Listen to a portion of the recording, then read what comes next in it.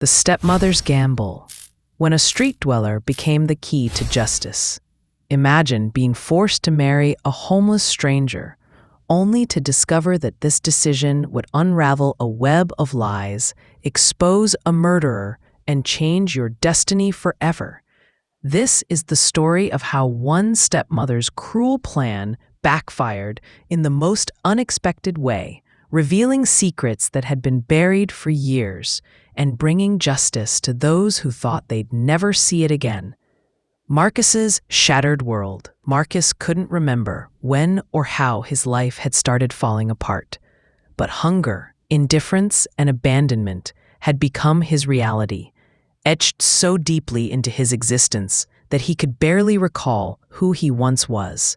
He didn't remember where he came from, whose son he was, or in which home he'd been born. And now he was just another forgotten face among the countless souls who disappear into the city's crowded streets, where survival itself had become his only purpose. The pavement was his bed, the alleyways his shelter, and every day was a battle just to see another sunrise in the unforgiving landscape of downtown Chicago, where the wind cut through his torn jacket and the cold concrete reminded him constantly that he belonged nowhere and to no one. An unexpected encounter. That particular morning, as Marcus sat outside the community center on West Madison Street, rubbing his dry, cracked palms together in a desperate attempt to generate some warmth against the biting November wind, his tired eyes caught sight of a shadow approaching, and when he slowly lifted his gaze, his eyes momentarily froze on the figure standing before him. A woman, but not like the wealthy ones who looked at him with disgust and contempt, nor like those guilt-ridden souls who tossed a few coins his way just to ease their conscience and hurry past. She held a cloth-wrapped package of food in her hands, and in her eyes there was a strange sense of familiarity, an inexplicable warmth that made Marcus instinctively pull back slightly, confusion washing over him because wealthy people simply didn't act this way.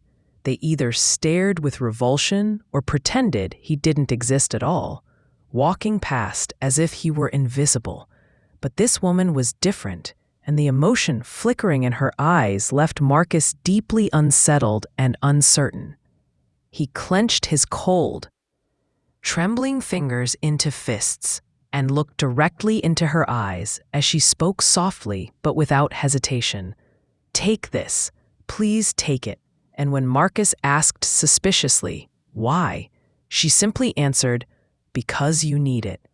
Such a simple, straightforward response that caught Marcus off guard, and for several long moments he just stared at this mysterious woman before his hesitant hands finally reached out and accepted the package, his fingers shaking from hunger, from doubt, from some unspoken fear he couldn't quite name.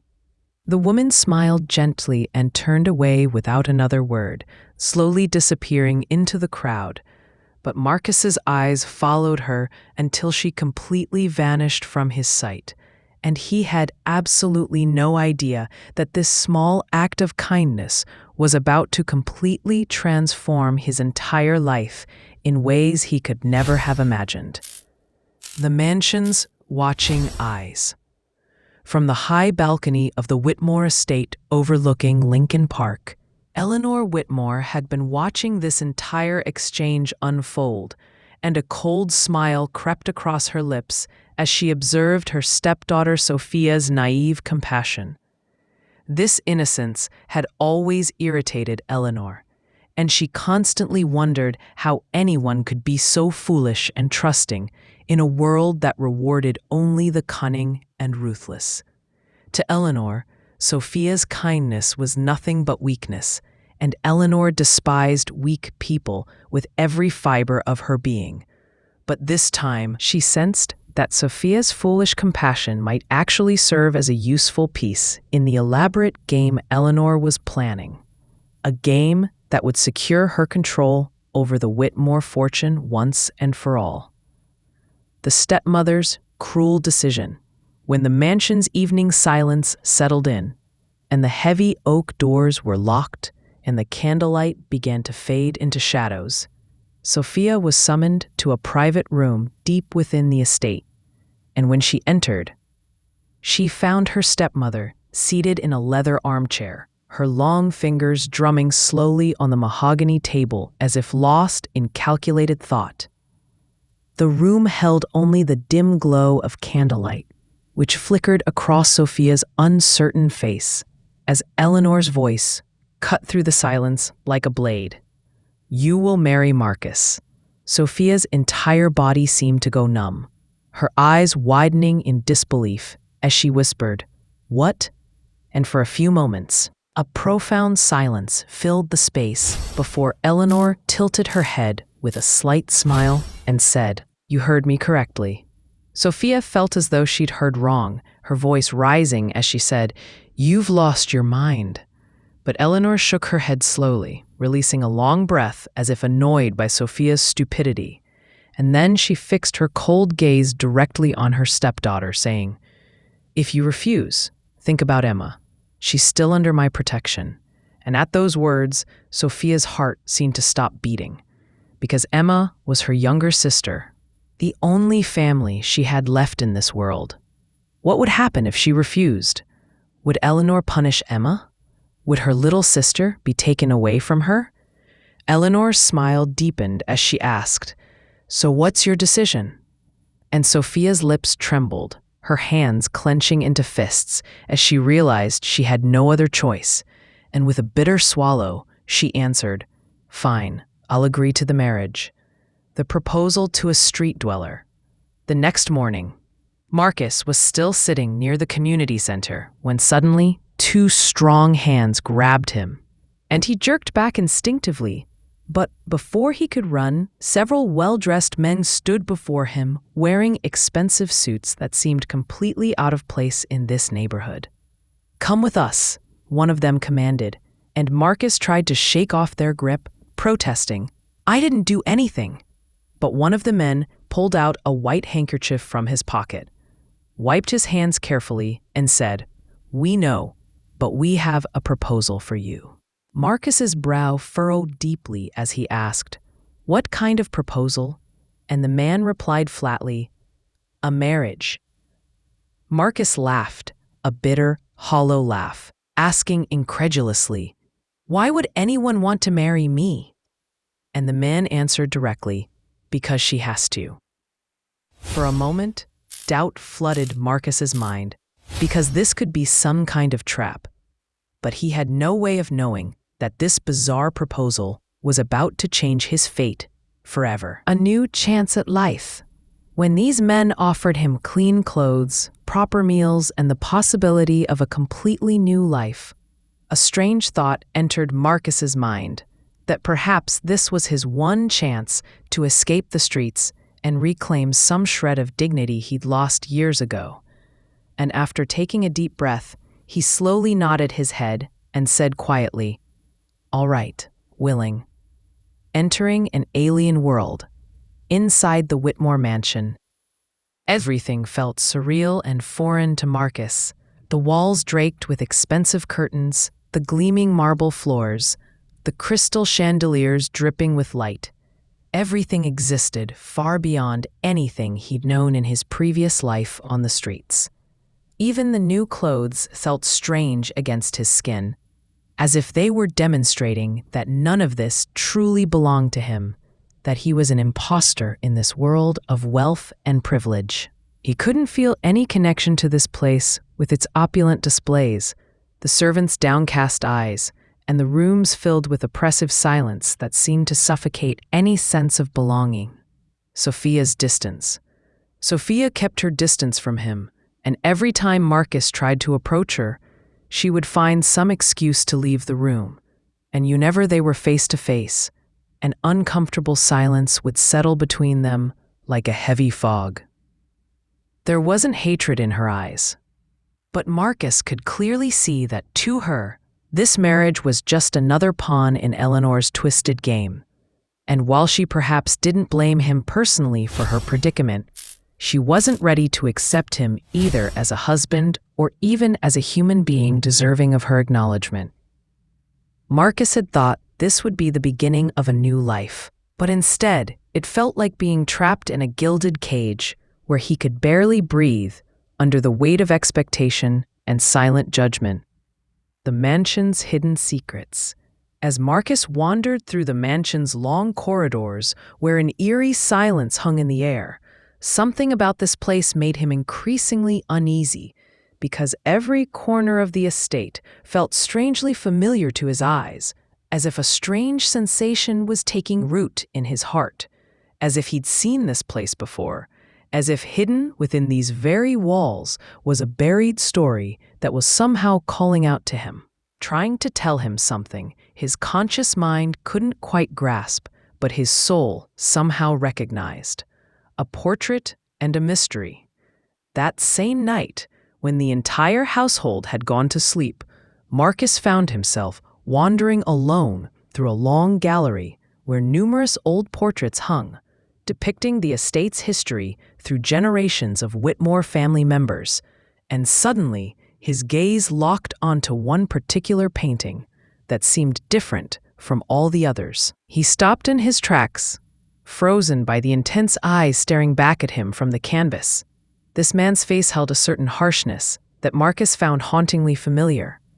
And when he read the name inscribed below, his heart began pounding violently in his chest. Robert Whitmore. Fragmented memories.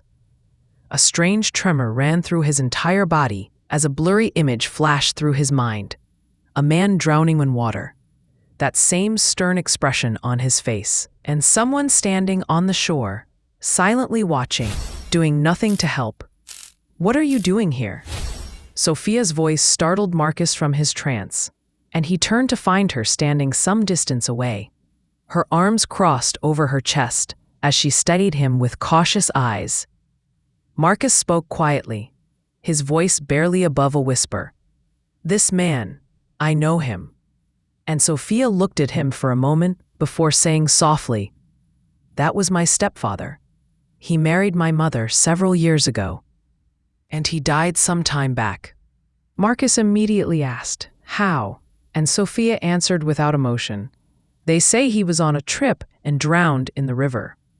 But Marcus's mind was racing because the image in his head was becoming clearer. A face submerged in water, struggling, and a shadow standing on the riverbank, just watching, letting it happen. The words slipped from his lips before he could stop them. Did he really drown? And Sophia stared at him for a moment before asking, "Why would you ask that?" But before Marcus could respond, a piercing scream echoed through the mansion. The scream in the night. The scream was so loud and terrifying that both of their hearts seemed to stop, and Sophia's eyes widened with fear as she gasped, "Emma!" And she immediately started running with Marcus right behind her toward Emma's room. When they burst through the door, the scene before them made them both freeze in horror. Eleanor's true nature revealed. Emma was lying on the bed, her eyes wide with terror, her face drained of all color, and standing beside the bed was Eleanor Whitmore with a frozen smile on her lips, but her eyes were as cold as ice, devoid of any human warmth or compassion. "I warned you, Sophia." Eleanor's voice cut through the air like a sharp knife. "Don't disobey me." The wedding day and the truth unveiled. The wedding day had arrived, and in the mansion's grand garden, guests sat quietly with a strange tension visible on their faces, as if they sensed something deeply wrong about this entire ceremony. Sophia stood in a pale gold gown, but her eyes were lost in emptiness, completely detached from the moment, while on the other side, Marcus stood in a sherwani and turban, but inside him, a storm was brewing that was about to change everything. As the wedding ceremony progressed, Marcus suddenly fell silent, and a profound stillness descended over the entire hall. And when Eleanor said in a low but firm voice, "Proceed, Marcus," he looked directly at her, and spoke words that would shatter the carefully constructed lies. "My real name isn't Marcus. My name is Marcus Robert Whitmore, and I am the son of the man you murdered." A commotion erupted throughout the hall as Sophia's eyes went wide with shock and Eleanor's face turned ghostly white, because now the conspiracy was about to be completely exposed. The complete truth emerges. Marcus had never expected to speak that name again, and Sophia's heart began racing violently, because Eleanor, who until this moment had appeared cold and fearless, was for the first time genuinely shaken, her face losing its hardness as a flicker of fear showed in her eyes. "This is nonsense," she stammered, her voice trembling, trying desperately to maintain control. But Marcus took a step forward and addressed the entire gathering, his voice strong and clear. "This woman married my father to steal his wealth, deceived him, played with his trust, and then eliminated him. She destroyed my life to get everything, separated me from my family, threw me onto the streets so that I could never expose her truth." The murmuring in the crowd grew louder as people turned to each other with questions, but found no answers anywhere. And Eleanor was now completely panicked, her face drained of color, as she jumped up from her chair shouting, "This is all lies!"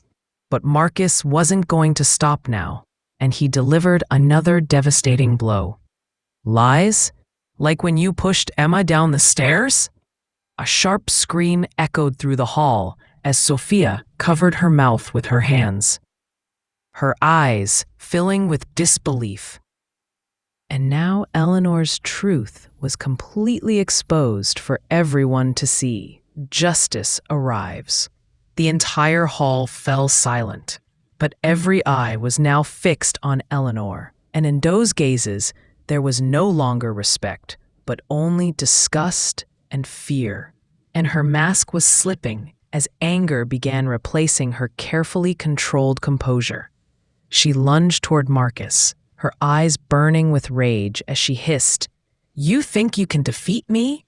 But before she could do anything, the police were already at the door, and as they entered the mansion, Marcus said in a cold voice, "Your game is over, Eleanor." Terror showed on Eleanor's face, but she refused to surrender quietly. She gathered her dress and ran toward the door, trying to escape one final time. But fate had already made its decision. Eleanor's final end. Within just a few hours, the news spread throughout Chicago that while attempting to flee, Eleanor Whitmore's car had skidded off a mountain road and plunged into a deep ravine, killing her instantly.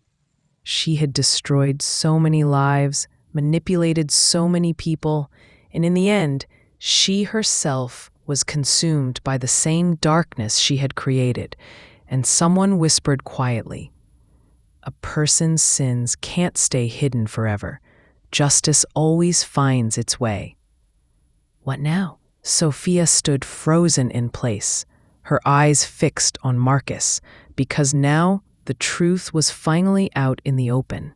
But the question remained, was this an ending, or merely the beginning of something entirely new?